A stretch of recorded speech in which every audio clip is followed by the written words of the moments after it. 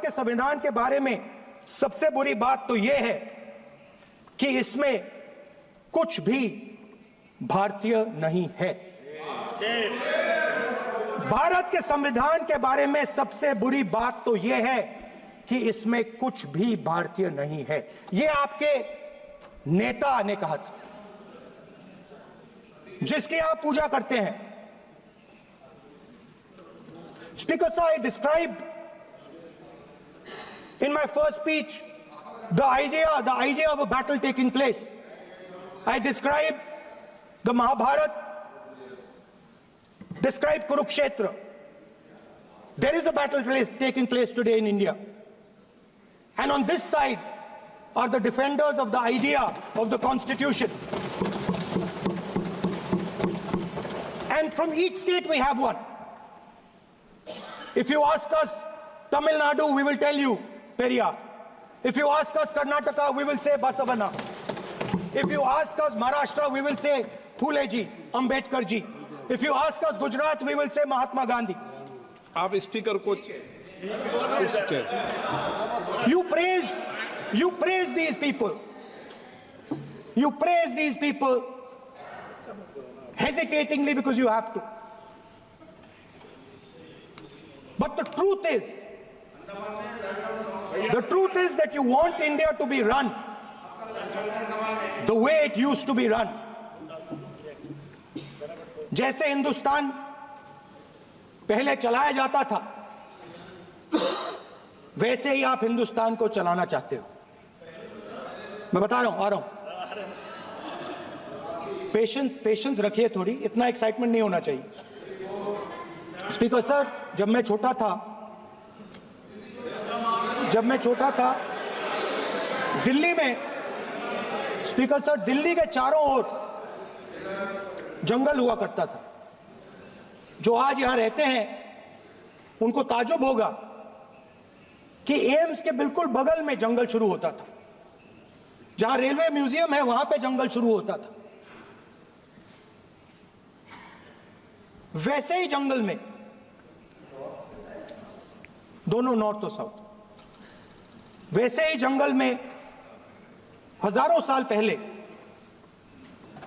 एक युवा, 6-7 साल का युवा, हर रोज सुबह उठ के 4 बजे उठ के, एक बच्चा, वाह बहुत बढ़िया, एक बच्चा 4 बजे उठ के तपस्या करता था। हर रोज सुबह तपस्या, हाँ, हर रोज सुबह वो धनुष उठाकर तीर कमान चलाता था और घंटे उसने तपस्या की, सालों के लिए उसने तपस्या की।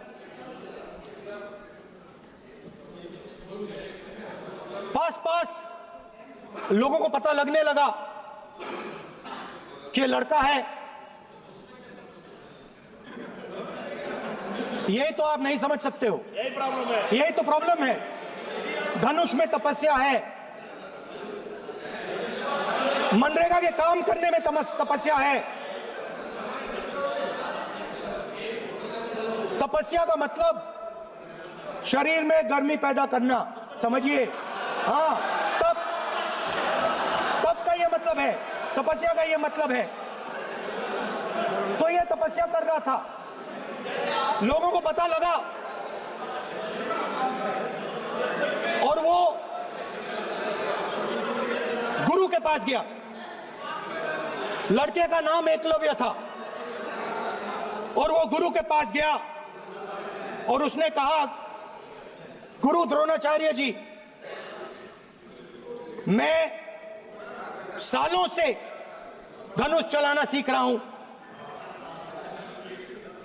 मैंने अपनी पूरी शक्ति इसमें डाली है।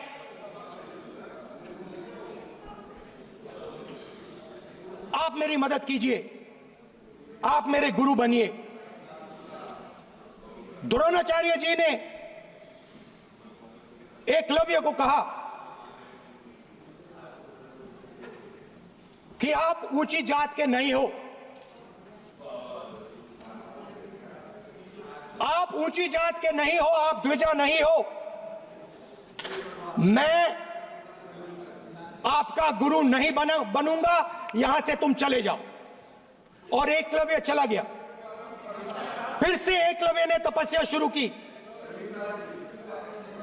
फिर से तपस्या शुरू की। कुछ साल बाद द्रोणाचार्य जी और पांडव उसी जंगल से निकले।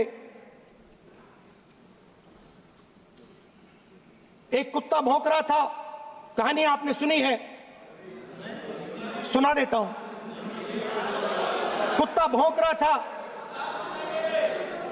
अचानक कुत्ते की आवाज शांत हो गई। द्रोणाचार्य जी और पांडव पास गए और उन्होंने देखा कि तीरों के जाल में कुत्ता फंसा हुआ था। मुंह में तीर था एक, हाँ, मगर कुत्ता तीरों के जाल में फंसा था। एक तीर मुंह में थी, शांत था कुत्ता, मगर कुत्ते को चोट नहीं लगी। एकलव्य ने अहिंसा के साथ कुत्ते को शांत किया था। द्रोणाचार्य जी आते हैं और एकदम पूछते हैं, तुम्हें यह किसने सिखाया? एकलव्य जवाब देता है, द्रोणाचार्य जी, यह मैं सीखा हूं, मैंने तपस्या की है, घंटों मैंने प्रैक्टिस की है।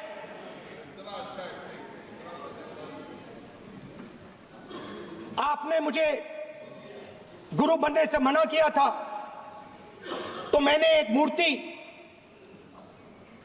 मट्टी की मूर्ति सामने रखी और मैंने प्रैक्टिस की और मैं सीखा। द्रोणाचार्य जी खुश नहीं हुए। द्रोणाचार्य जी ने एकदम कहा, तुम्हें मुझे गुरु दक्षिणा देनी है। नहीं नहीं, ये आपकी स्टोरी है, ये आपकी स्टोरी है। मेरी स्टोरी है कि द्रोणाचार्य ने पूछा।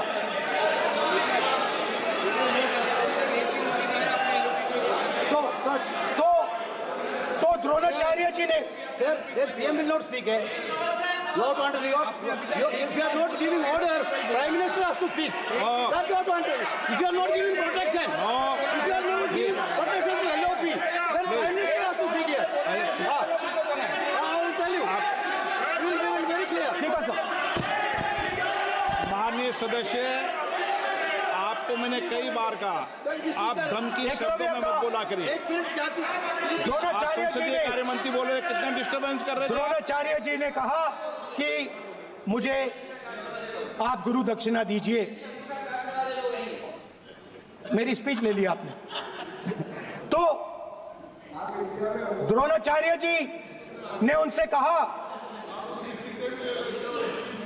कि गुरु दक्षिणा के लिए मुझे तुम्हारा हुनर, तुम्हारा भविष्य, तुम्हारा अंगूठा चाहिए। और एकलव्य ने अंगूठा काट के द्रोणाचार्य को दे दिया।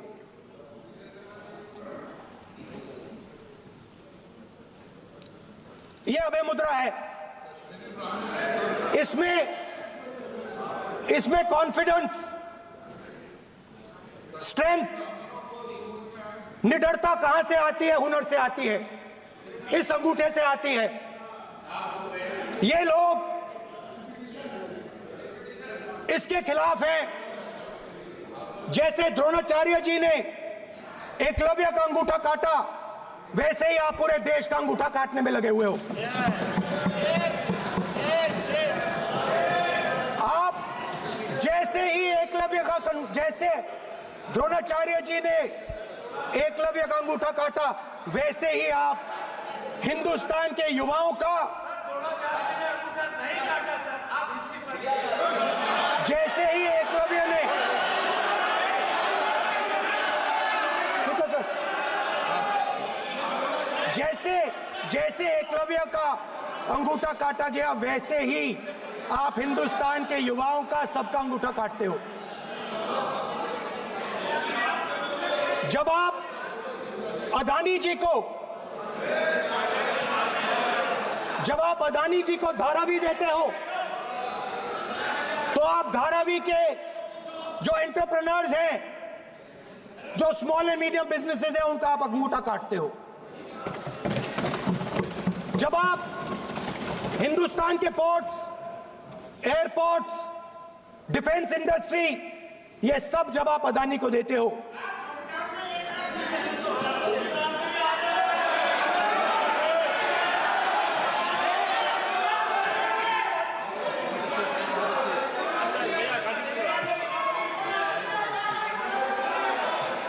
हिंदुस्तान के सारे जो फेयर प्ले बिजनेसेस हैं, जो ईमानदारी से काम करते हैं, आप उन सब का अंगूठा काटते हो जब आप अदानी की मदद करते हो।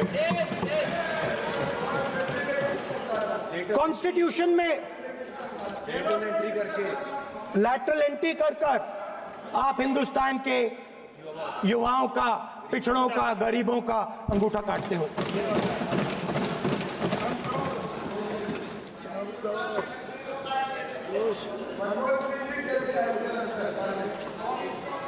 सर, स्पीकर सर, जैसे एकलव्य ने प्रैक्टिस की थी, वैसे ही हिंदुस्तान के युवा सुबह उठकर 4 बजे उठकर अलग अलग एग्जाम्स की तैयारी करते हैं।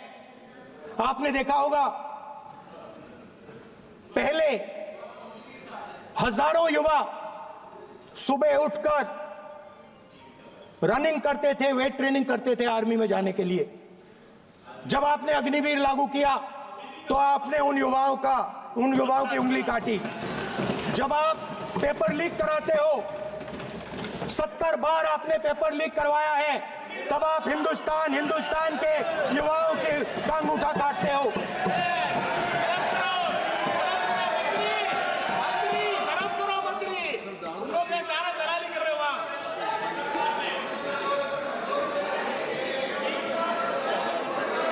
आज बाहर, दिल्ली के बाहर आपने किसानों पर टीयर गैस चलाया है, आपने किसानों पर लाठीचार्ज किया है। किसान आपसे एमएसपी मांगते हैं, सही दाम मांगते हैं, मगर आप अदानी को फायदा पहुंचाते हो, अंबानी को फायदा पहुंचाते हो और किसान का अंगूठा काटने का काम करते हो। देखिए, हम कहते हैं अभय मुद्रा, हम कहते हैं डरो मत, आप कहते हो हम आपका अंगूठा काट देंगे। ये फर्क है। एक तरफ कौन सर बोलिए। मेरे कहना है कि हम एक मिनट प्लीज बैठिए, आप बैठिए, प्लीज बैठिए, आप बैठिए। आज हम भारत के संविधान की 75 वर्ष की गौरवशाली यात्रा पर कर रहे हैं और कर भाई ये चर्चा हुई थी कि हम संविधान की चर्चा करते समय उसकी उच्च कोटि की ये अपेक्षा है। आप स्पीकर सर, आप राष्ट्रपति भाषण नहीं है। कॉन्स्टिट्यूशन में कहीं नहीं लिखा है कि मोनोपोली होनी चाहिए। कॉन्स्टिट्यूशन में कहीं नहीं लिखा है कि पेपर लीक होना चाहिए। कॉन्स्टिट्यूशन में कहीं नहीं लिखा है कि अग्निवीर होना चाहिए। कॉन्स्टिट्यूशन में ये सब नहीं लिखा है, इसलिए मैं यहाँ रेस कर रहा हूँ। कॉन्स्टिट्यूशन में नहीं लिखा है कि हिंदुस्तान के युवाओं का अंगूठा काटना चाहिए, उनका जो हुनर है उनसे छीना जाना चाहिए।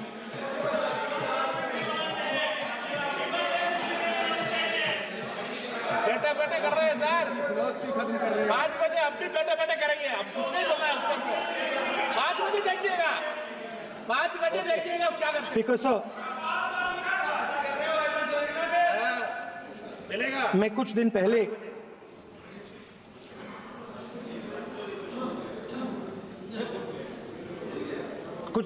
मैं हाथरस गया। कुछ दिन पहले मैं हाथरस गया। हाथरस में 4 साल पहले एक लड़की का बलात्कार होता है। गैंग रेप होता है। 3-4 लोग गैंग रेप करते हैं। मैं 2-3 दिन पहले उस लड़की के परिवार के घर में गया।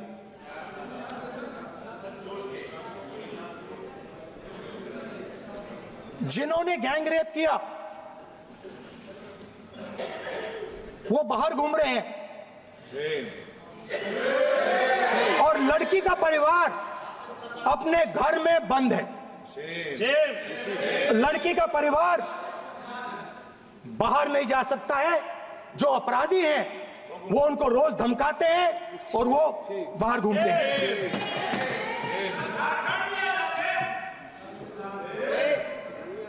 परिवार ने मुझे बताया कि बेटी का जो अंतिम संस्कार था वो भी नहीं करने दिया और चीफ मिनिस्टर ने इसके बारे में खुलकर मीडिया में झूठ बोला है। ये कॉन्स्टिट्यूशन में कहां लिखा है? ये कॉन्स्टिट्यूशन में कहां लिखा है कि जो बलात्कार करते हैं वो बाहर रहे और जिसका रेप हुआ है, जिसके परिवार, उस परिवार को बंद कर दिया जाए? कहां लिखा है कॉन्स्टिट्यूशन में? ये आपकी किताब में लिखा हुआ है, मनुस्मृति में लिखा है, मगर कॉन्स्टिट्यूशन में नहीं लिखा। और अगर आप कहते हो कि यूपी में आपका राज है और वहां पे कॉन्स्टिट्यूशन नहीं लागू होता है, वहां पे मनुस्मृति लागू हो रही है।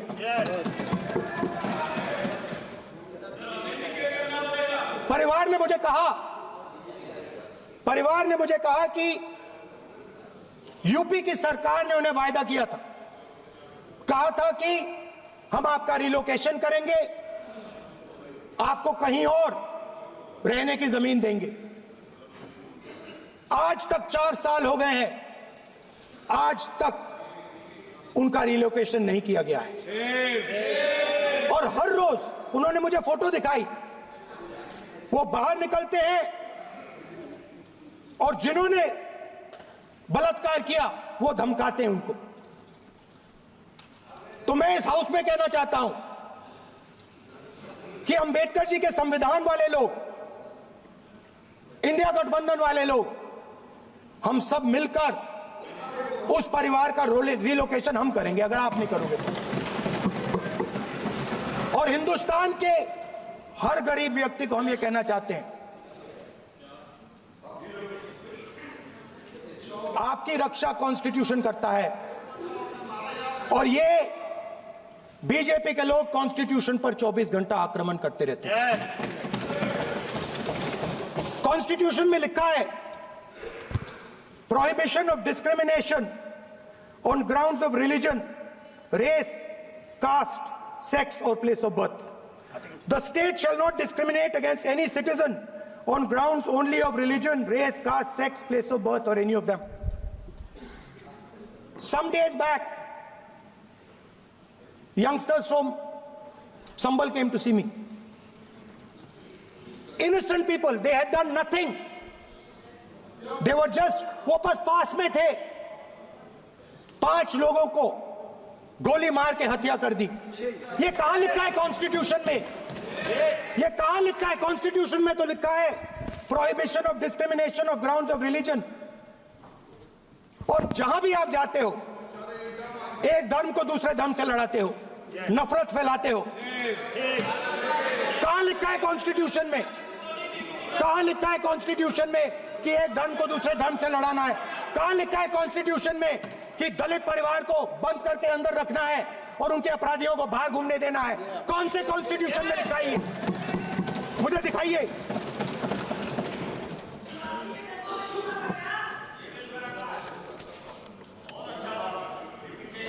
स्पीकर सर, हमारी जो विचारधारा है, इंडिया गठबंधन की विचारधारा है, वो देश में कॉन्स्टिट्यूशन लाई है। हम सब मिलकर कॉन्स्टिट्यूशन की रक्षा करते हैं। अंबेडकर जी ने कहा था,